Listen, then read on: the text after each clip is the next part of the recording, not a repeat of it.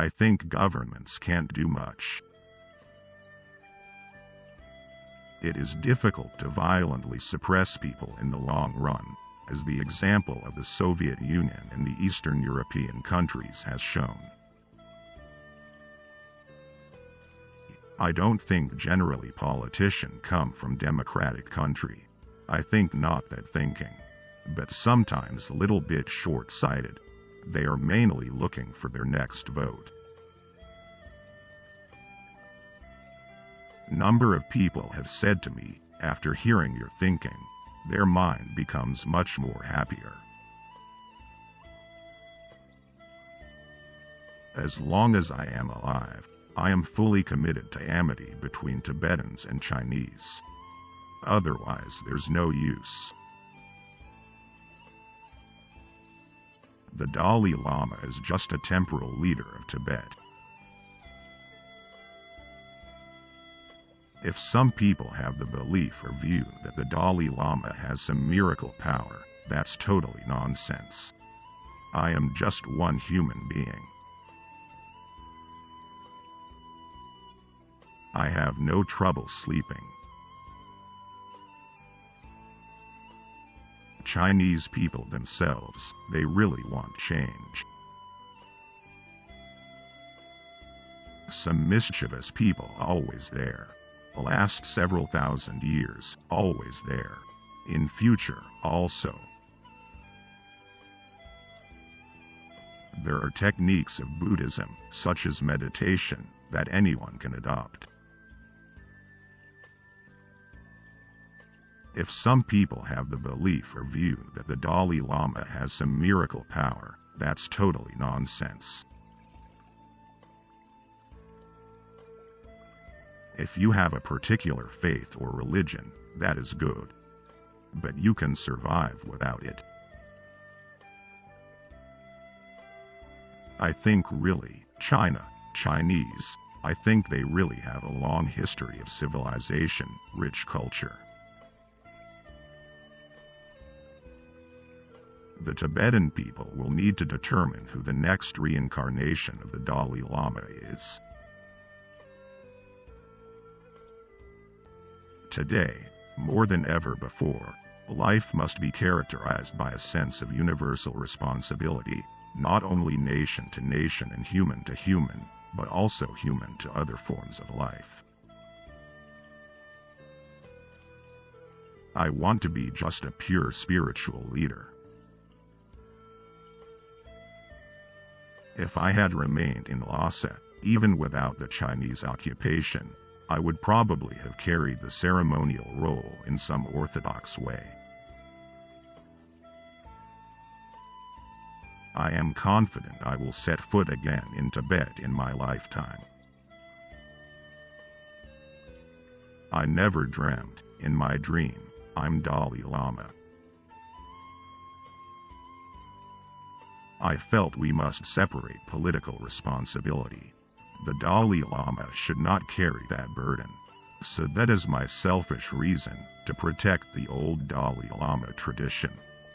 It is safer without political involvement. Out of 6 billion humans, the troublemakers are just a handful. Logically, harmony must come from the heart. Harmony very much based on trust.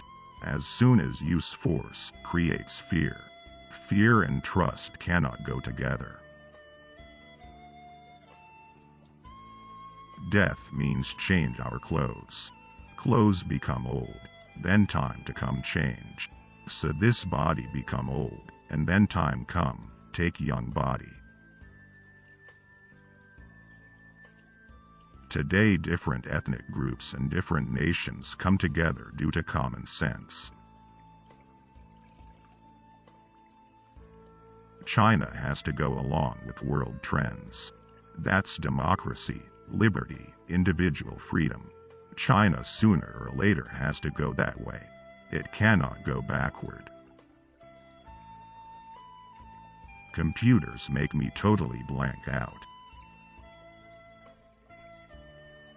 I always believe the rule by king or official leader is outdated. Now we must catch up with the modern world. I became the Dalai Lama not on a volunteer basis. One thing I want to make clear, as far as my own rebirth is concerned, the final authority is myself and no one else, and obviously not China's communists. At the beginning, when the child is coming, people worry the child may be deformed. When a healthy boy or child comes, people are very happy for a short moment. I always tell people that religious institutions and political institutions should be separate. So while I'm telling people this, I myself continue with them combined. Hypocrisy. My main concern is meeting with public because my main interest is promotion of human value, human affection, compassion, and religious harmony. The basic Buddhists stand on the question of equality between the genders as age-old. At the highest tantric levels, at the highest esoteric level, you must respect women, every woman.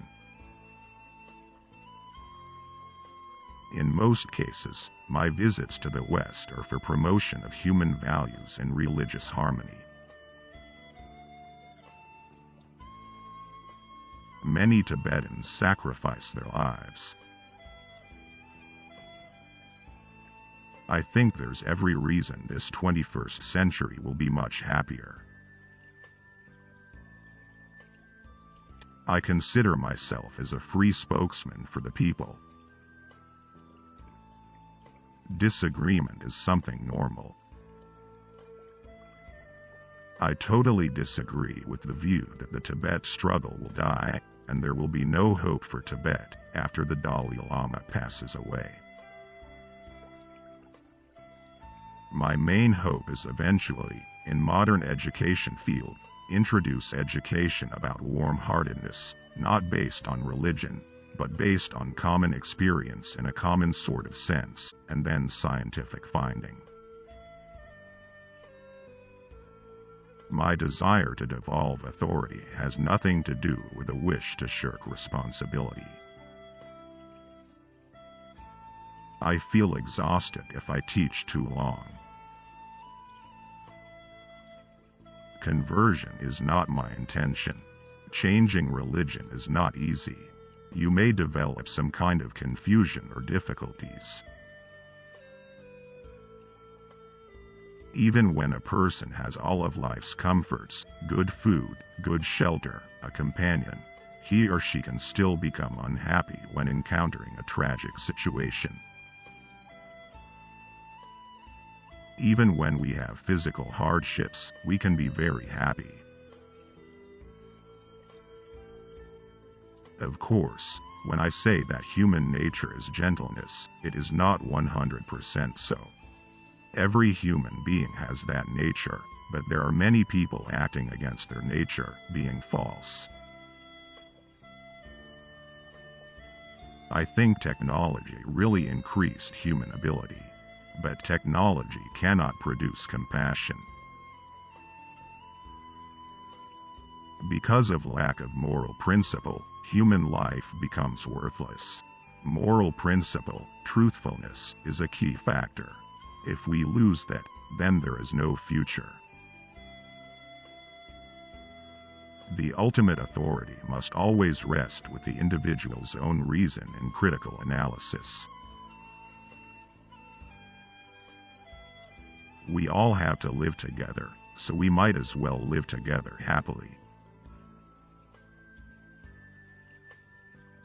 Appearance is something absolute, but reality is not that way. Everything is interdependent, not absolute. Wherever I go meeting the public, spreading a message of human values, spreading a message of harmony is the most important thing.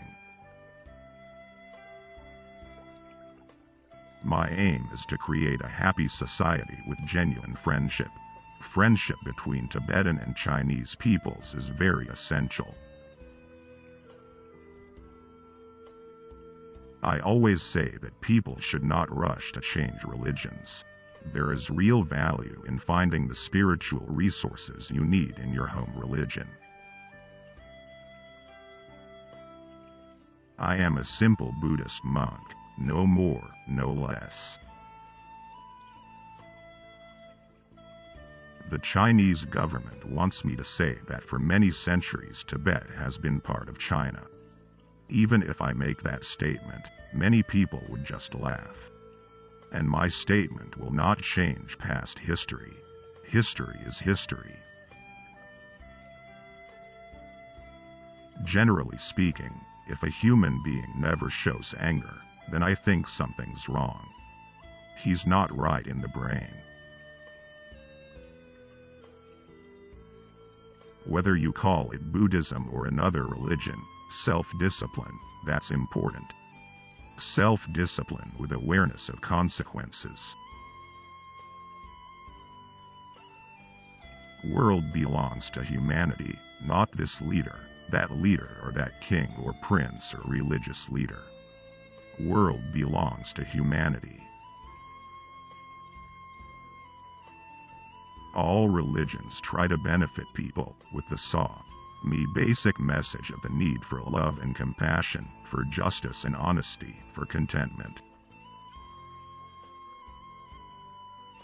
The important thing is that men should have a purpose in life. It should be something useful, something good. In order to become prosperous, a person must initially work very hard, so he or she has to sacrifice a lot of leisure time. I describe myself as a simple Buddhist monk, no more, no less. Physical comforts cannot subdue mental suffering, and if we look closely, we can see that those who have many possessions are not necessarily happy. In fact, being wealthy often brings even more anxiety. Open-minded people tend to be interested in Buddhism because Buddha urged people to investigate things. He didn't just command them to believe. Even an animal, if you show genuine affection, gradually trust develops. If you always showing bad face and beating, how can you develop friendship? More compassionate mind, more sense of concern for others' well-being is source of happiness. Some scientists believe climate change is the cause of unprecedented melting of the North Pole, and that affects these very uncertain weather patterns. I think we should listen to those scientists and experts. It is necessary to help others, not only in our prayers, but in our daily lives. If we find we cannot help others, the least we can do is to desist from harming them. I have always had this view about the modern education system. We pay attention to brain development, but the development of warm-heartedness we take for granted. There is no need for temples, no need for complicated philosophies. My brain and my heart are my temples, my philosophy is kindness. Whether one believes in a religion or not, and whether one believes in rebirth or not, there isn't anyone who doesn't appreciate kindness and compassion. I am just one human being.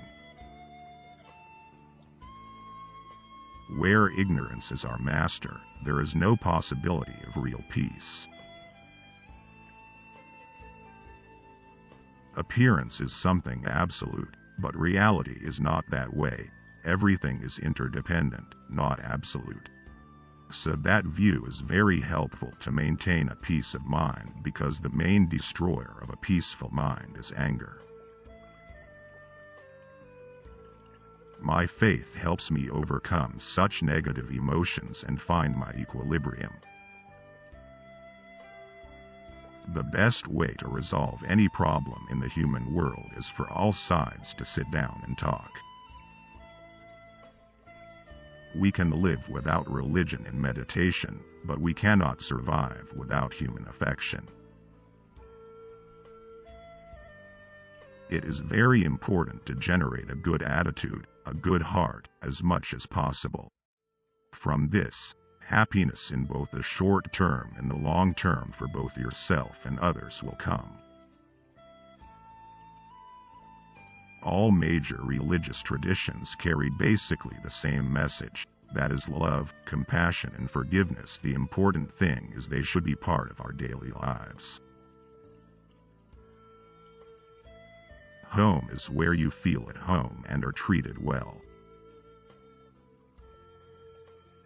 When you are discontent, you always want more, more, more.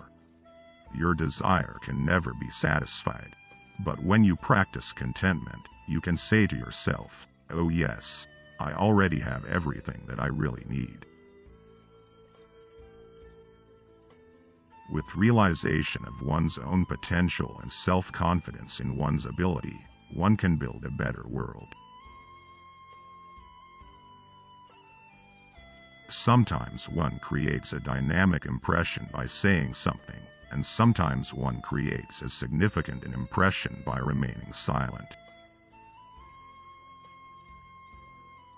We can never obtain peace in the outer world until we make peace with ourselves.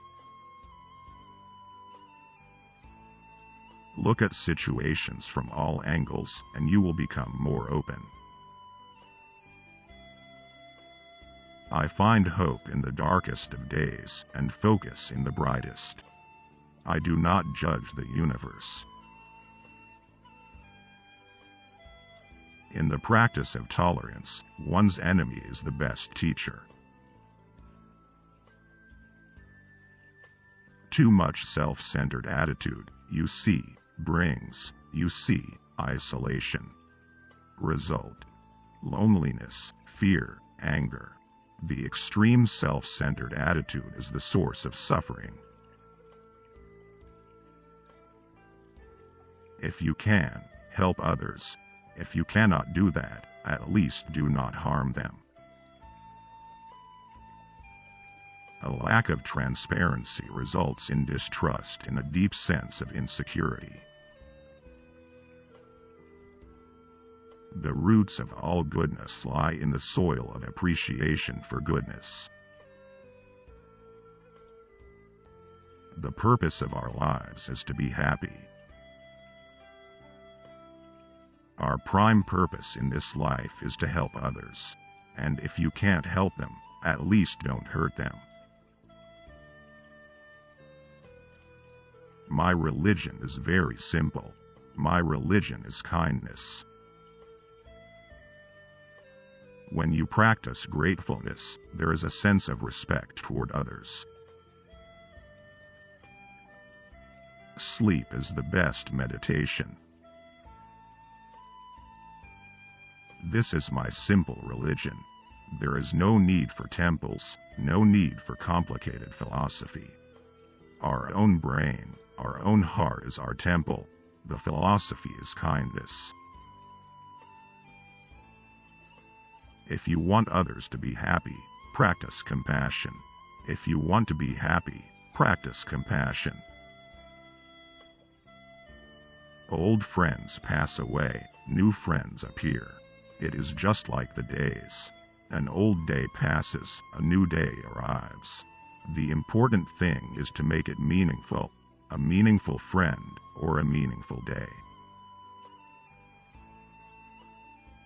Love and compassion are necessities, not luxuries. Without them, humanity cannot survive. Be kind whenever possible. It is always possible. calm mind brings inner strength and self-confidence, so that's very important for good health. Happiness is not something ready-made. It comes from your own actions. When we meet real tragedy in life, we can react in two ways, either by losing hope and falling into self-destructive habits, or by using the challenge to find our inner strength. Thanks to the teachings of Buddha, I have been able to take this second way. I think the self-burning itself on practice of non-violence. These people, you see, they easily use bomb explosive, more casualty people. But they didn't do that, only sacrifice their own life. So this also is part of practice of non-violence. There are techniques of Buddhism, such as meditation, that anyone can adopt. And, of course, there are Christian monks and nuns who already use Buddhist methods in order to develop their devotion, compassion, and ability to forgive. Religion, any religion, no matter what sort of wonderful religion, never be universal. So now education is universal, so we have to sort of find ways and means through education system, from kindergarten up to university level, to make awareness these good things, the values, inner values. As a human being, anger is a part of our mind. Irritation also part of our mind. But you can do, anger come, go. Never keep in your inner world. Then create a lot of suspicion, a lot of distrust, a lot of negative things, more worry. I am sometimes sad when I hear the personal stories of Tibetan refugees who have been tortured or beaten. Some irritation, some anger comes, but it never lasts long. I always try to think at a deeper level, to find ways to console. If you have religious faith, very good. You can add on secular ethics, then religious belief, add on it, very good. But even those people who have no interest about religion, okay, it's not religion, but you can train through education. I have done one thing that I think is a contribution. I helped Buddhist science and modern science combine. No other Buddhist has done that. Other lamas, I don't think they ever pay attention to modern science. Since my childhood, I have a keen interest.